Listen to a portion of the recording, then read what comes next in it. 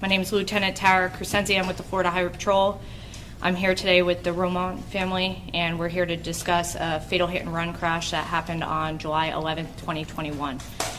Here in Central Florida, this has been an epidemic with hit-and-runs. Just for some statistics to provide you so you can understand the severity of what we are facing here in Central Florida. In 2021, there was 109,538 hit-and-run crashes. 312 of those were fatal hit-and-run crashes, where not only was there victims, but there was families that were left behind. In 2022, so far this year, there's been 50,928 hit-and-run crashes statewide. And out of those over 50,000 crashes, 114 of those have been a fatal hit-and-run, again, with a victim's family that has to suffer the consequences of someone not coming forward. A year from this, today is the one-year anniversary of this tragic night that happened in Seminole County. On Sunday, July 11, 2021, at 12:55 a.m., a fatal hit-and-run crash occurred on eastbound I-4, and this was east of the entrance ramp from State Road 417, which is the Seminole Expressway. The couple, who is the parents of the victims here, were traveling in a gray 2019 Toyota Corolla when they were struck by a red vehicle that was coming on from the entrance ramp onto eastbound I-4. After the collision occurred, that vehicle continued eastbound on I-4. They did not stop. They did not render aid. They did not check on the victims. They did not at all provide information to law enforcement. And today we're asking for anyone to come forward to be able to provide closure for this family. The victims were David Roman and Minerva Barreto.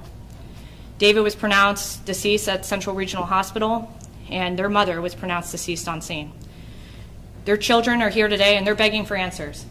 This is a year since this has happened. There's been a lot of life events that have happened since then. We have a child that was born. 6 months she was pregnant when this crash occurred, and now today they have not got to meet their loved one. The family's here to speak today to be able to share their story, to share the story of their parents' legacy, and for anyone with all that has information regarding this crash to come forward so that this family can finally begin to heal. I'm going to bring it over to their son. Hello, everybody. Thank you for being here. We're all here collectively just to give thanks for what you guys have done so far, and also to kind of ask for a little bit of help. Anyone who may have seen anything, the person in the red vehicle, if you could, please step forward, even just to let us know exactly what happened. The other vehicle who struck them, we would like to know what happened there as well. We just have a lot of questions. It's going to be a grieving process for the rest of our lives, but we're just trying to kind of come to terms with what happened. So anything that anybody can do to help us kind of understand the situation and kind of help us move forward from this traumatic experience would be greatly appreciated. I don't really have much to say except, if anybody, lawyers that can help us, people who were there, the drivers that were, driving the vehicles that, made the accident occur, if you guys could please, communicate with us some way, somehow, just to kind of give us a little bit of closure and kind of understand what exactly happened that night. And that's all I got. We were here a year ago with you. I remember you guys being here. What's your message for this driver? It's unfortunate that we're here again. And I know FHP, they've been looking through cameras. I remember they were getting tips about this, and still, this person is still on the run. What is your one message for this person, for this driver? I feel like in life, you need to be honest with yourself. I truly believe that was an accident. My parents weren't bad people, so I don't think somebody did that out of spite. So we just want to understand what happened. If it was an accident, please just come forward and say that it was an accident. But there's stuff that we need to take care of that we can't because we don't really know exactly what happened. So, I don't wish them harm. I don't want anybody to go to jail for life or anything like that. I just want to know what happened to my parents. That's all I got. Now, how have you and the family been coping? It's been obviously a long year, and you guys have gone through some life changes. Can you tell me how's the family collectively coping? I mean, we're just together. You know, we try to be together as much as we can be. We're very faithful, you know, so we, you know, believe in God, and we believe that they're okay together, you know, in heaven. You know, part of it, I mean, we have friends and family who like suffer. You know, they have loved ones who are sick, and you know, for us, it was just a learning experience. You know, like they got taken away quickly. They didn't suffer. So, I mean, we're looking at it as a blessing in a way, because obviously it's terrible. But, I mean, that's what God wanted, I guess, in a way. So, I mean, we've just been trying to grow and learn day by day and keep their teachings close by. They were excellent people, excellent parents. So, I mean, we're kind of taking what they taught us and running with it. I mean, that's all we really can do. Can you tell us a little bit about your parents? I mean, their background, what they like? I mean, well, my dad was a U.S. Army veteran. My mom helped him with everything. She, for the later on part of her life, you know, she was just a homemaker taking care of us. You know, she was super excited about the grandchild coming. Just very loving people, you know, very, they were religious. So they were, you know, calm and just, you know, anything they could do to help somebody or make somebody laugh or just, you know, be children of God, basically. They did that till the very end. You know, the friends they were with the day before, you know, they are in extreme pain.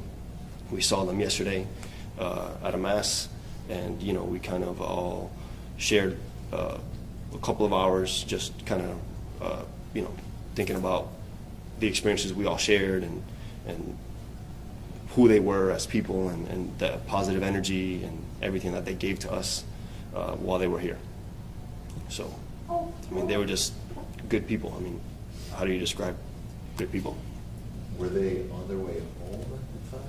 Yeah, so they were coming, I was actually with their friend's son, and they were, you know, driving home, and then I get home, and then I see that their vehicle isn't there, so I call my friend to see if my parents were still at his house.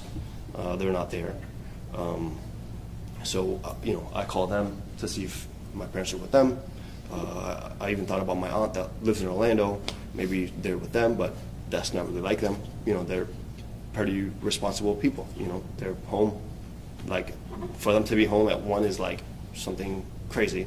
But it was a celebration of a baby shower that was going on for the other family. So it was a little get-together they were having. So they celebrated. They had a good day. And, you know, unfortunately, on their way home, their lives ended. You even went through the car accident, right? What? You even went through the car accident? Yeah. So, I mean, I was driving home, and I had to take the detour, you know, not knowing that it was my parents there, you know. We were making phone, we were calling, no answers. We tried to keep faith up to the very end, until the, you know, state troopers come to the house and give us the news of what happened. But it was just very devastating. I mean, there aren't really any words that I could come up with to explain how we're feeling. I mean, we're just trying to do the best we can to keep moving forward with everything they taught us and the examples that they set for us. So, I mean, here we are just doing the best we can to portray their legacy and who they were, and anybody who can help us continue to do so, and anybody who can help us to kind of get through this, I mean, we would really appreciate all the help. I have a question. I'm not sure if it's better suited for you or for you. The pickup that also hit their car, did that driver stop? And does that person know anything about what happened? That vehicle did stop. We were able to get their information, and of course, we were able to find some of the puzzles, but not all of them. We do have a red suspect vehicle that fled the scene. That was confirmed, and that is the vehicle we're looking for. And I remember last year, we were told that you guys were looking through cameras and trying to, I think you guys went over 30 videos, if I'm stated correctly here, just looking at red cars, and red cars. Where are you guys up to date now with the case? Any leads, any recent leads that you guys may be like, yeah, we've gotten this, but this is where we are? That's exactly where we are. We did have a suspect vehicle that was red in color. We did have some identifiers that we're going to be able to put them in that area. However, the paint analysis from the labs with the Florida Department of Law Enforcement, it was not a match. And that's why today we're kind of, unfortunately, still asking for information. And with it not being a match, we're still on the hunt for this red vehicle. Do you know if the vehicle, it was after the ramp from 417, right? So they continued up on I-4? Yes, sir. Right? So it's from the northbound entrance ramp to I-4 eastbound from the Seminole Expressway. And this red car, where would it have damage? Would it be on that? So it should be on the left side of the vehicle. There is photos that I provided to media that you can see the red transfer paint on their parents' vehicle. So that's what we're looking for. If they came up on the ramp, it should be on the left side of the vehicle where the collision occurred. And the crash report kind of simulates a diagram of where the damage should be as well. But still no other information about what type of car other than red, right? Absolutely. We did ask FDLE, and we're still waiting for results, but based on the paint analysis that we do not have a make or model to provide today. Anyone with information, I know that, crime line, but is there obviously a message from FHP for people that may see something? Absolutely. So Crime Line is a great resource if you would like to remain anonymous. This family, they need justice. They have to wake up every morning not knowing why their mom and dad were taken from them. And their baby here, the grandparents, they're not going to be able to meet. And they're not going to be able to know why that night, what happened, how it happened. And like they said, if you come forward, you're going to provide closure for this family. We don't want them to wake up every morning not knowing what happened to their mom and dad that night, and that somebody's out there that might have information. And if you want to remain anonymous because you're scared, or you're not even sure if the tip actually makes sense, any information. If you just felt like, hey, there was a red vehicle that night on I-4, it did seem a little off, just tell us. If you heard something, say something. We need information to be able to move forward with this case, and Crime Line's a great resource where you can remain anonymous. If your tip actually leads to an arrest for this case, it's a $5,000 reward. That's money in your pocket, but that's not what's important here. What's important here is that led to this family being able to at least have closure so that tomorrow they can wake up a new day where they can just focus on healing and not focusing on answers and tracking down suspects and working with the Florida Highway Patrol. They have been great with us.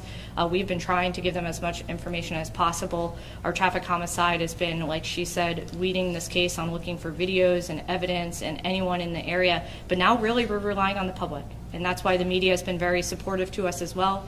They're here today to at least get this message out there to their viewers that let's give this family something tomorrow. Let's give them something that they can actually be able to think, okay, this is a tragic incident that happened, it's a tragic crash, and we have to focus on healing now. And that's what we want for them, and I think that's what we would want for any of our family members. If this would happen to you or any of your loved ones, you would want this for them. So let's make sure it happens for them. So if anyone has information, we have Crime Line's information that will be pushed out. Of course, you can also call FHP if you have information. If you're the one that did this and you want to come forward, please come forward. Let's have them heal. Let's have them heal, and let's have you come forward where you can rest knowing that you did tell the truth and you did make an impact for this family. And of course, for all the hit and run victims that are out there, those stats I provided at the beginning of this press conference, if you see someone crash into someone, even if it's property damage, another vehicle, anything, try to get a make, model, color, tag number, bumper sticker description, vehicle description, tint, no tint, what the driver was wearing, what they looked like, how many passengers were in the car. If you see something, say something. You can dial 911, you can dial star FHP, you can report it so that we can have maybe a lead. If someone would have reported something that night, maybe we wouldn't be standing here today. So if you see something, say something. And in addition to that, if you are involved in a crash, remain on scene. Remain on scene. Do not flee the scene. You will make things worse, not only for the legality or fines or jail time, but for families. And that's more important here, right? For these families to be able to heal and be able to come together knowing what happened to their parents that night. Is there anyone else that would like to say something? So, and I just have questions for like what exactly happened with the truck who struck them. We actually had a witness who called us later on and told us that they're on I-4, they're driving, they see the vehicle stopped, and that they're making way for the truck to they're slowing down so the truck can kind of merge out of the way, and nothing happened, the truck just keeps going and strikes them.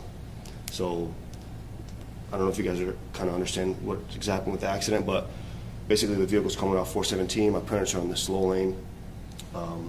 They get struck, they hit the side railing, they bounce back onto oncoming traffic. The vehicle is there for a few minutes, there were a few seconds, maybe a minute or so. But these people that were the ones that called 911, they're telling me they see the vehicle stopped, there's no red car, they didn't see the red car. But they see the vehicle stopped, not spinning or anything, it stopped. So they slow down to kind of like make way because they see this truck is coming behind them. So to give him somewhere to go. They move out of the way so that he has somewhere to go, and the truck just keeps going.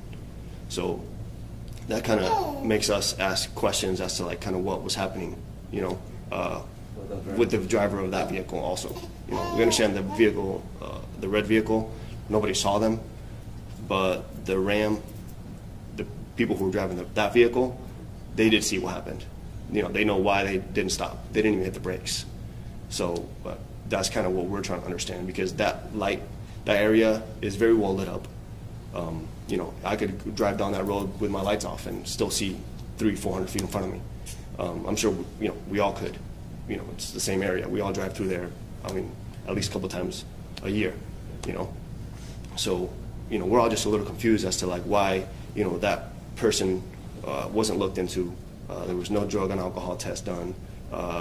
We just have no information.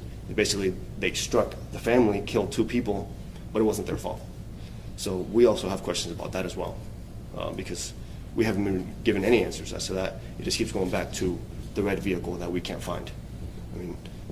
I understand that, but we know that we can't find that vehicle, but what about the people who actually struck them and caused their death? That's something that we kind of want to get answered also. So are you guys under the impression that it wasn't the red car that caused the fatal blow, but it was the pickup? Obviously, I wasn't there, but to my understanding, those railings are pretty mobile. So the vehicle strikes them, they hit the railing and bounce off. Maybe they're unconscious, but I don't think they're dead. The 2500 that hits them, going at 80 probably plus miles an hour, I think that's the one that did the job. If the vehicle had still been moving, that's something different. That's kind of how they're painting it in the police report. We have witnesses that say that's not exactly how it happened. Obviously, the witnesses weren't there. They didn't speak to the police, but they've been telling us kind of what happened. So we kind of want answers from that family as well, not just the family or the drivers who got away. So the family who we do have the information, the Ram, the driver, the passengers, I would like answers from them, and we all would like answers from them as well. Lieutenant, can you address Yes. that? Absolutely. So, of course, this is under investigation, correct. Our traffic homicide investigation section, they are trained to be able to investigate all of this. So they're going to move forward with those pieces of that puzzle for them to be able to put that together. That is something that the family's been in communication with our traffic homicide investigator about. Today, I don't have those details to provide. I would have to talk to the traffic homicide investigator directly. Is it still conceivable that the driver of the truck could face charges at some point? Well, the driver of the truck remained on scene, so we're not looking at hit and run charges. Today, we're looking for the initial reason why the impact happened with that red vehicle, which is why you're here today, to try to get more information on the red suspect vehicle that caused the initial crash to happen. Well, speaking of charges, what is that red vehicle looking at as far as charges? They're looking at jail time, but I'd like to not talk about how they're going to be sitting in jail. I'd like to talk about the impact that they'll have if they come forward, that this family is going to be able to heal. So that is our goal. Of course, that's a felony. A felony hit and run, if you do not remain on scene, you're looking at jail time, you're looking at felony charges. But really what's important here today is not looking at the consequences, but looking at the incentive of giving this family an answer. David, right? David Roman Barreto, is that your name? Yes. Can you spell it out for us, please, so we have the spelling? Just DAVIDROMANBARRETO. Thank you. Did you say something in Spanish?